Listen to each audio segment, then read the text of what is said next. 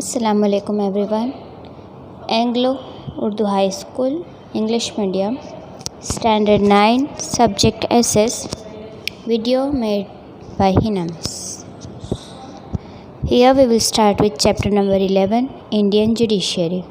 We have studied in detail about the two organs of the government, the legislative and the executive. पिछले chapters में हमने government के दो organs के बारे में पढ़ा था, legislative and executive. Now we shall study in detail about the third organ of the government, the judiciary. Main जो तीन पार्ट्स थे ना, लेजिस्लेटिव, एग्जीक्यूटिव एंड जुडिशरी. तो आज हम जुडिशरी के बारे में पढ़ेंगे, विच is the independent, statutory and impartial organ of the government, जो कि एक अपने आप में ही एक इंडिपेंडेंट ऑर्गन है. The Constitution of India provides for a systematic, organized and uniform judicial system throughout India. Constitution यानी कि हमारा जो बंधारण है वो पूरे इंडिया में एक सिस्टमेटिक जुडिशरी सिस्टम देता है. जुडिशरी यानी कि न्याय प्राप्त करने का जो है हमारा एक प्राप्त स्थान, वो ठीक है, जैसा कि सुप्रीम कोर्ट, ठीक है, वो सबका इसमें शामिल होगा. The Indian judiciary system is in the form of a pyramid hierarchy. ये एक पिरामिड के रूप में हम इसको समझ सकते हैं. We have established a uniform judiciary and in it at the top most level there is a supreme court which is the apex court. At the middle level there are high court. तो अब हम इसका जो pyramid structure है वो हम देखेंगे कि जुडिशरी जो है वो किस तरह काम करता है. तो एकदम ऊपर के, ठीक है, टॉप लेवल पे सुप्रीम कोर्ट आता है, उसके बाद हाई कोर्ट आता है, उसके अंडर में jurisdiction are the district courts at the district level. फिर डिस्ट्रिक्ट लेवल पे जो डिस्ट्रिक्ट कोर्ट्स है वो आते हैं. उसके बाद तालुका लेवल पे जो होता है लोकल और स्पेशल कोर्ट्स वो आते हैं, ठीक है. Apart from this there are trial courts and tribunals which are established to cater to various objectives. और अलग अलग तरीके और अलग अलग प्लेस की अलग तरह की कोर्ट भी होती है. लेकिन जैसा कि अगर आप जिस एरिया में रहते हो वहाँ के कोर्ट से आपको अगर इंसाफ ना मिले तो आप उससे आगे डिस्ट्रिक्ट लेवल पे जा सकते हो, ठीक है, फिर नेशनल लेवल पे जा सकते हो. इस तरह के लेवल होते हैं ना. तो सबसे लास्ट जो है ना वो सुप्रीम कोर्ट है. अगर हाई कोर्ट से भी अगर आपको इंसाफ कुछ ना मिले या फिर आपको ठीक ना लगे तो आप लास्ट में सुप्रीम कोर्ट जा सकते हो. लेकिन सुप्रीम कोर्ट से फिर जो फाइनल मिलता है इंसाफ, फिर वो फाइनल होगा. उसके आगे फिर या में कहीं नहीं जा सकते, ठीक है. So this 4 steps you understand, okay. Now, importance of judiciary. A neutral and impartial judiciary is essential in the federal system for the protection and preservation of the rights of the Indian citizens and to solve any incongruity between the center and state or between one state and the other state regarding the division of workload. तो कितनी बार जो है काम जो बांटा होता है ना कि कौन कहाँ कितना काम करेगा, उसके बारे में भी कभी जो है झगड़ा या कुछ मतभेद हो जाते हैं कि हमें क्यों ये काम, फिर कोई कहे कि हमें क्यों इतना काम, ऐसा. तो उसके भी सॉल्व जो है वो इस जुडिशरी सिस्टम से निकल आते हैं. Judiciary is an important organ as to interpret constitutionality of any provision of any law so that the supremacy of the Constitution prevails. In order that the legislature and the executive do not violate any of the constitutional limitations we require in a country, independent, firm, impartial and fearless judiciary which is the foundation of democracy. तो लोकशाही की जो नींव है, ठीक है, जो foundation है वो जुडिशरी सिस्टम है. अगर वही हिल जाएगी, वही ठीक नहीं रहेगी तो फिर लोकशाही देश होने का कोई मतलब नहीं है, वरना तो फिर ये एक राजाशाही देश हो जाएगा, ठीक है. तो ये जो है जुडिशरी सिस्टम वो बंधारण में जो हमें कायदे कानून जो दिए गए हैं, हमारे जो हक है उसके हिसाब से जो है इंसाफ करता है. The objective of the Constitution is to see that in the judiciary process there is no flaw or delay and the citizens get quick, cheap and equal justice. तो constitution, objective of the constitution यानी कि बंधारण का जो main purpose था वो क्या था कि जुडिशरी सिस्टम से अमीर हो या गरीब, ठीक है, ऊंच नीच, ये सब भेदभाव के बिना हर एक को एक समान हक मिले. और ऐसा नहीं है कि उनको कुछ कीमत चुकानी पड़े इंसाफ लेने की, ऐसा भी नहीं है, ठीक है. In the presence of alert legislator and executive the judiciary would always remain active. तो लेजिस्लेटर हो या एग्जीक्यूटिव हो, जो कि हमने पिछले चैप्टर्स में पढ़ा था कि जिसके अंदर जो है कायदे बनाए जाते हैं, फिर वो कायदे जो है पास किए जाते हैं, उसके बाद फिर जो है लोगों में इम्प्लीमेंट करने के कायदे बनाए जाते हैं। ठीक है, तो ये सब जो है वो लेजिस्लेटिव और एग्जीक्यूटिव में आता है। लेकिन जुडिशरी जो है वो तो इंसाफ का पूरा अलग ही पार्ट है, तो इसको तो हमेशा एक्टिव रहना ही पड़ता है। But many a times due to administrative inactiveness and irresponsibility of the executive and authoritativeness of the legislature, impartial, cognizant, independent and fearless judiciary has shown judicial inactiveness। तो जो कि हम जानते हैं कि इंसाफ का जो पॉइंट है, ठीक है, जुडिशरी सिस्टम, उसे तो हमेशा एक्टिव होना ही चाहिए। लेकिन उसको चलाने वाले जो लोग हैं, उसके कामकाज के जो लोग हैं, तो वो लोग अगर कभी इनएक्टिव हो जाए, आलसी हो जाए, तो फिर जो है ये काम भी रुक जाता है और इसलिए इंसाफ का काम भी जो है वो डिले होता रहता है। वरना सिस्टम तो बहुत अच्छी बनाई गई है, लेकिन उसमें काम करने वाले लोग अगर अच्छे हो तो ये सिस्टम और ज़्यादा अच्छे से काम कर सकती है। Next, apex court means supreme court. Supreme court is at the apex of the Indian judiciary. As per the constitution of India, it is the topmost judicial organization। तो ये जो सुप्रीम कोर्ट है ना, ये इंडियन जुडिशरी की सबसे high peak पर, यानी कि यहाँ ये एकदम लास्ट डेस्टिनेशन है। यहाँ से इंसाफ मिलना ही मिलना है और फिर जो इंसाफ मिलना है उसको एक्सेप्ट करना ही है। It is situated in Delhi, ये दिल्ली में है।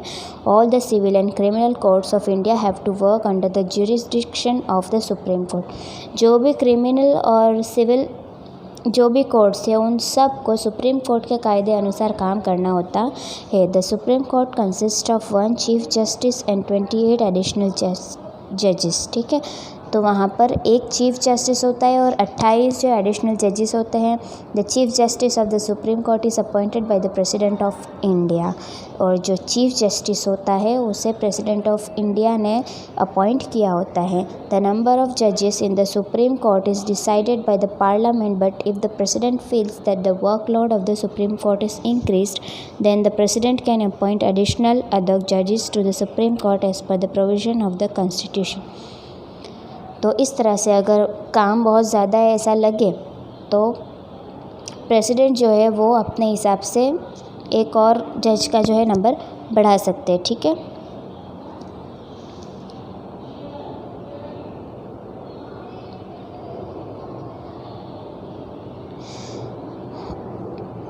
Continue with it.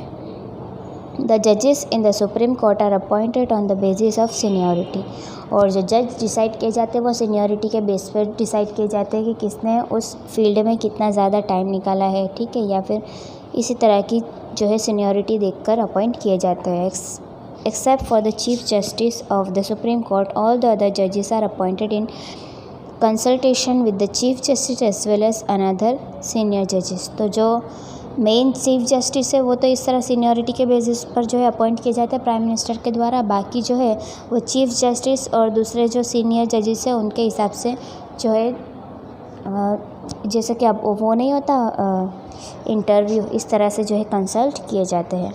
Now qualifications, a person who is appointed as जज of the supreme Court should be. जो सुप्रीम कोर्ट के जज होते हैं उन्हें क्या होना चाहिए, उनमें क्या क्वालिटीज़ होनी चाहिए। फर्स्ट तो ये कि वो एक सिटीज़न ऑफ इंडिया, यानी कि वो इंडिया के सिटीज़न होने चाहिए, भारतीय नागरिक होने चाहिए। Second point, should have provided service of at least 5 years as a जज in any one of the high court of India, और उन्हें हाई कोर्ट में कम से कम 5 साल की सर्विस की हुई होनी चाहिए। Third point, should have an experience of at last 10 years as an advocate in any of the high court of India. या फिर अगर वो 5 साल कहीं जज नहीं रहे तो या फिर उन्हें हाई कोर्ट में कम से कम 10 साल वकीलात की हुई होनी चाहिए। या फिर शुड बी अ डिस्टिंग्विश्ड जज और a famous jurist as per the opinion of the president.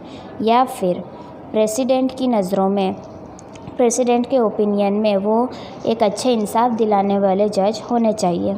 Should not be more than 65 years of age, और वो 65 साल से ज़्यादा की उम्र के होने नहीं चाहिए। ठीक है, तो ये सब जो थी वो एक सुप्रीम कोर्ट के जज होने की क्वालिफ़िकेशंस और क्वालिटीज़ थी। ठीक है, दस the retirement age is 65 years for the जजेस ऑफ द सुप्रीम कोर्ट। इसलिए सुप्रीम कोर्ट के जो जजेस है उनकी रिटायरमेंट की जो एज है वो 65 होती है। Now time period, the retirement age is 65 years for a जज of the supreme Court. However the change in the age of retirement can be made by the parliament through framing a law. तो जो कि retirement की as जो कि 65 है, लेकिन फिर भी सुप्रीम कोर्ट के द्वारा एक कायदा बनाकर उस एज के अंदर थोड़ा जो है चेंजेस कर सकते हैं पार्लियामेंट के द्वारा। They can not carry the practice of law in any of the Indian courts but they can provide the services in committees appointed to investigate into uncommon situations और इवेंट्स।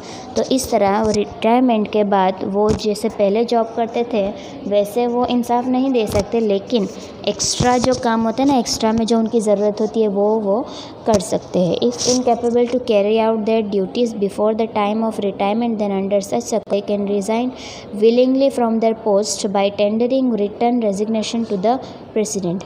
और retirement की age से पहले भी अगर वो अपनी job छोड़ना चाहते हो तो वो लिखकर जो है प्रेसिडेंट को अपना रिज़ाइन दे सकते हैं।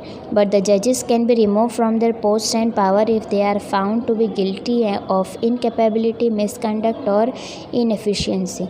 लेकिन जज भी जो है वो अपनी पोस्ट से निकाले जा सकते हैं अगर वो जो है गैर कानूनी काम करते हुए अगर साबित हो जाए तो, ठीक है। This removal is in accordance with the provision of the constitution and is carried out through impeachment motion in parliament. तो इस तरह से ये जो रिमूवल जो करने की जो अथॉरिटी दी है ये भी कॉन्स्टिट्यूशन में ही दी गई है। The procedure for it is as follows. तो उसकी प्रोसीजर क्या होती है, अगर एक जज को अगर वो सही काम नहीं कर रहा है तो उसको रिमूव करने की एक प्रोसेस दी गई है। Every house of parliament has to submit a memorandum having majority support to the president of the total number of members and at least 2/3 number of the members present in the respective session. Based on the presentation by the order of the president, the judge can be removed from his post. तो इस तरह से जो है parliament के जो members हैं वो अपने अपने वोट डालेंगे, अपने अपने जो रीज़न्स है वो बताएंगे, इस तरह की प्रोसेस होती है।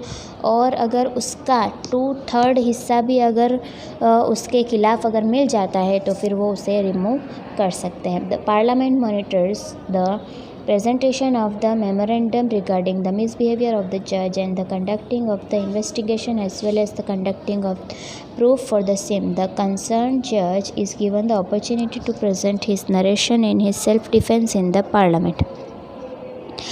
तो इस तरह से जो है जज रिमूव कर सकते हैं, लेकिन उन्हें भी एक अपॉर्चुनिटी दी जाती है अपने आप को साबित करने के लिए। The president of India administers the oath of secrecy and loyalty towards the constitution